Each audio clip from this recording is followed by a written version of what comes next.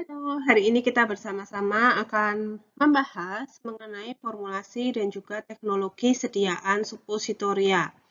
Nah, pembahasan tentang formulasi dan teknologi sediaan suppositoria akan dibagi menjadi beberapa part atau beberapa bagian supaya nanti lebih memudahkan teman-teman ketika ingin mendalami materi atau topik tertentu supaya tidak perlu memutar keseluruhan video, jadi cukup di beberapa part yang memang diinginkan.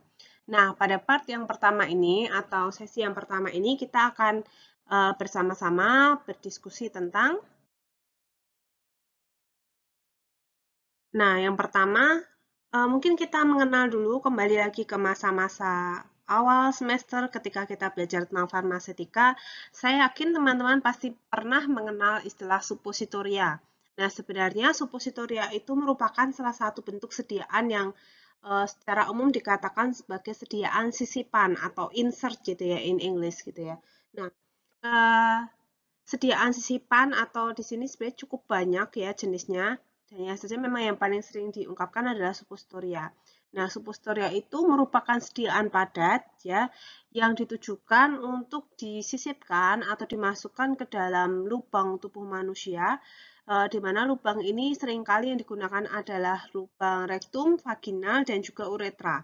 Yang mana ketika suppositoria masuk ke dalam rektum, uretra, ataupun vaginal, itu dia bisa meleleh atau dia bisa melunak, bisa juga melarut, dan setelah itu dia akan memberikan efek kepada manusia, bisa secara lokal ataupun secara sistemik. Jadi memang suppositoria itu bisa diberikan dengan efek lokal atau sistemik ya, tergantung desain dan juga tergantung bahan obatnya.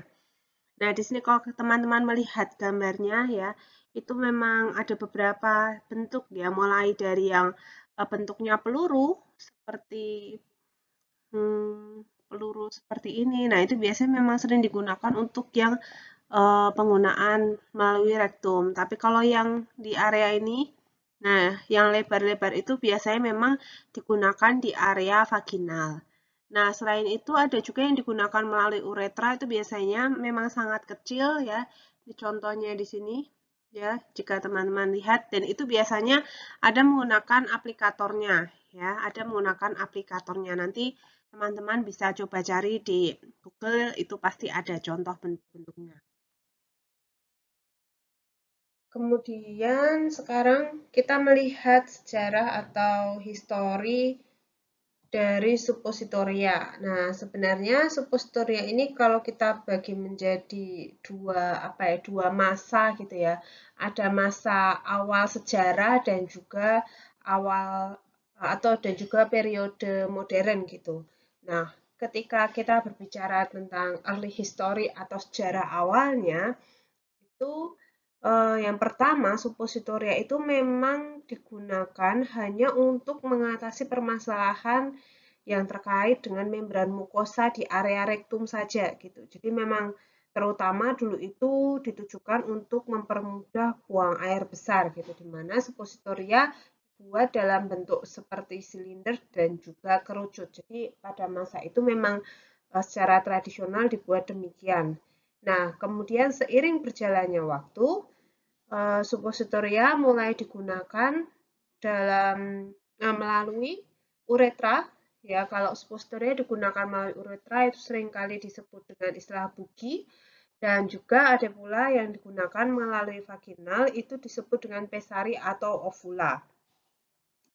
Nah, dokumentasi penggunaan suppositoria pada periode awal itu sebenarnya ditemukan bahwa suppositoria sudah digunakan sejak zaman dahulu, sejak sebelum Masehi di peradaban Mesir, yaitu terbukti dari adanya dokumentasi dari Ebers Papyrus, ya, di mana di sana menyatakan bahwa penggunaan suppositoria itu digunakan untuk mengatasi konstipasi.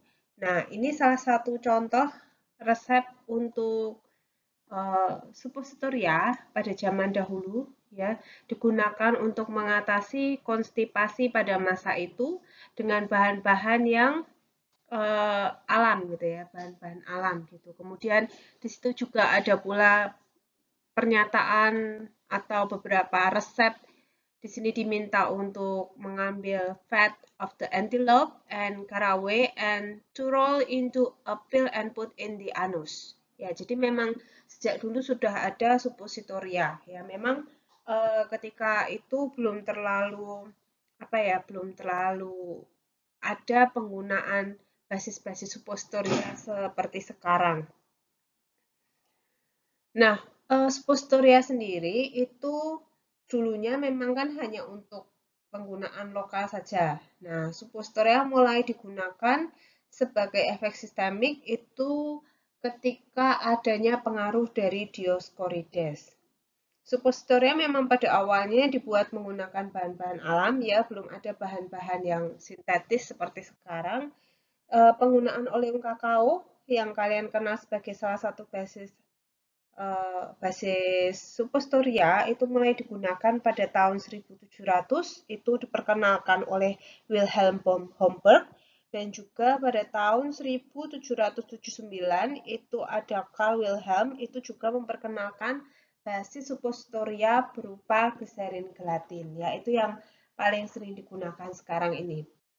Nah, kemudian bagaimana dengan masa modern? Sebenarnya tidak diketahui pasti kapan sih periode modern suppositoria itu mulai ada gitu. Namun diperkirakan suppositoria itu mulai berkembang sejak tahun 1800-an gitu, sehingga dianggap bahwa era modern dari suppositoria itu berawal pada tahun 1800-an.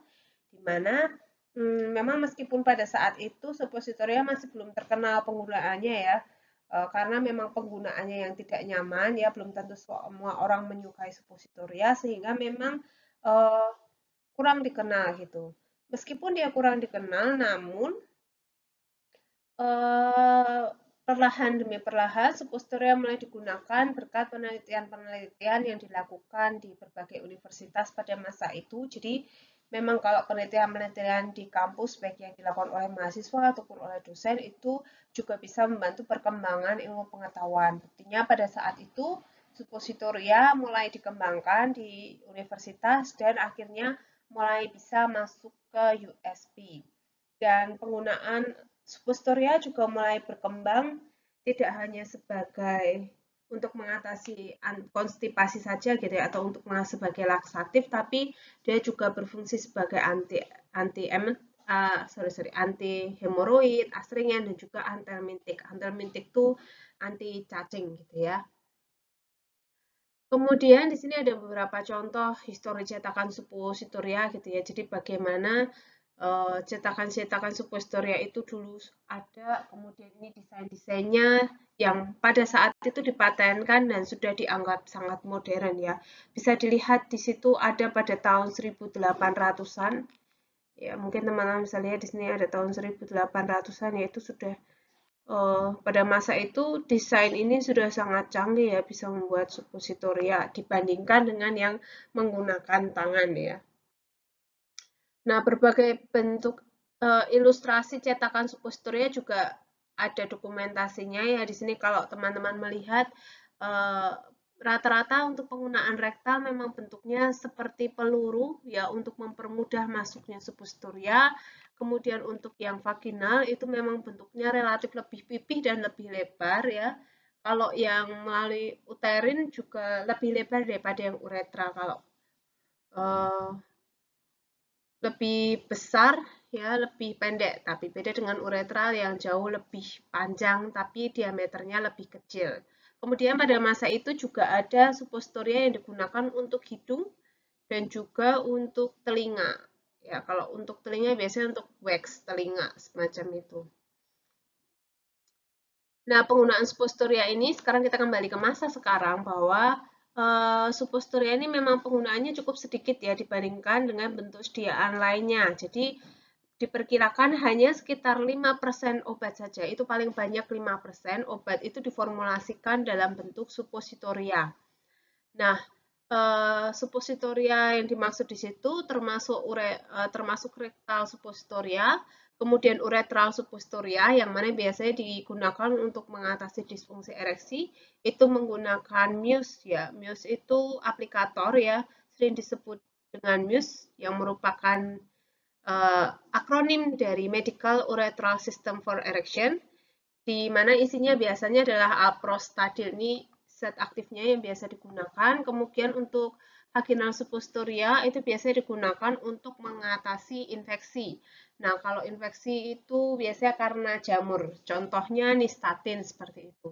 Nah, sedangkan untuk suppositoria yang rektal itu penggunaannya jauh lebih luas karena memang relatif digunakan untuk penggunaan efek lokal maupun efek sistemik. Ya, contoh untuk yang efek sistemik seperti yang teman-teman lihat di sini ada beberapa contoh obat analgetik dan juga ada beberapa contoh obat antiemetik.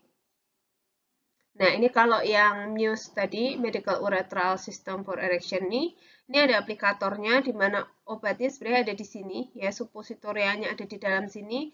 Kemudian ini ada aplikatornya, dimasukkan ke saluran uretra, ya, lalu ditekan, tombol ini ditekan, maka suppositorinya sebenarnya cuma kecil ada di sini, nanti dia akan didorong keluar dan bisa tertinggal di uretra di sini.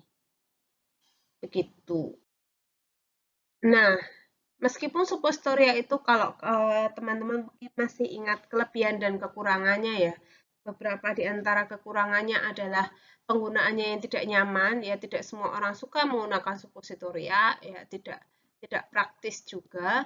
Namun ya memang alasan utama suppositoria itu masih ada ya karena suppositoria itu masih dibutuhkan terutama sebagai alternatif administrasi obat. Ya, kita tidak bisa memungkiri bahwa ada kondisi tertentu di mana pasien itu memang tidak bisa menelan obat dan juga tidak bisa mendapatkan obat dengan rute parenteral, entah karena keterbatasan tenaga medis, misalnya memang di situ cuma di rumah kan nggak ada yang bisa nyuntik ya, atau memang karena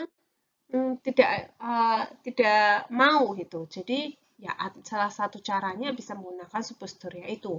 Kemudian bisa juga untuk mempermudah defekasi ya tadi untuk laksatif itu dan juga untuk perawatan atau pengobatan di area anus atau rektum. Jadi kalau pengobatan di area anus atau rektum ya memang paling efektif menggunakan suppositoria.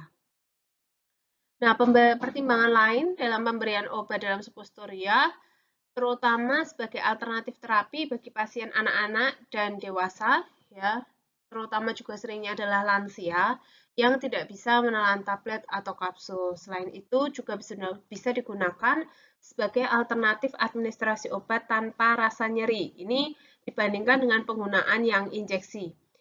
Nah, suppositoria juga bisa digunakan untuk mengatasi pasien-pasien yang mengalami mual atau muntah, ya dan juga untuk mendapatkan onset yang lebih cepat dibandingkan tablet atau kapsul oral.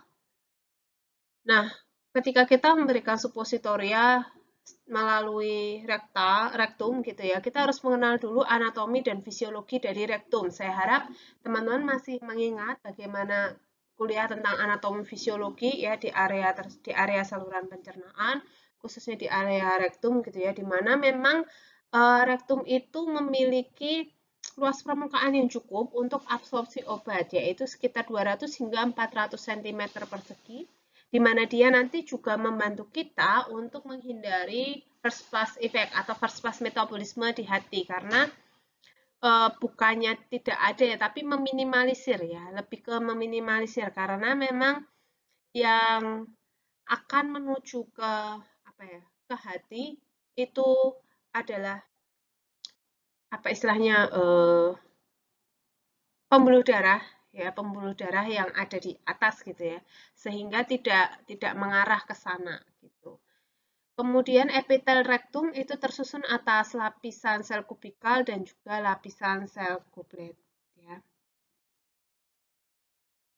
Nah, jadi ini kayak semacam memes gitu ya, memes singkat gitu. Well, then good news, it's a super story. Jadi, kalau kamu nggak mau minum tablet, pil, dan juga tidak mau mendapatkan suntikan, bagaimana dengan mendapatkan suppositoria? Jadi, memang itu sebagai salah satu alternatif untuk pemberian obat. Jadi, ini adalah akhir dari part yang pertama atau bagian yang pertama. Ya, semoga setidaknya memberikan gambaran kepada kalian semua mengapa suppositoria itu masih dibutuhkan. Kenapa kita masih perlu memproduksi suppositoria? Kenapa kita masih perlu belajar suppositoria? Ya karena memang beberapa hal itu atau beberapa obat memang perlu diberikan dalam bentuk suppositoria. Beberapa kondisi memang membutuhkan pemberian obat melalui rute suppositoria. Semoga penjelasan ini bisa membantu teman-teman untuk memahami hal tersebut. Selanjutnya nanti di part yang kedua kita akan bahas tentang basis suppositoria. Oke, bye-bye.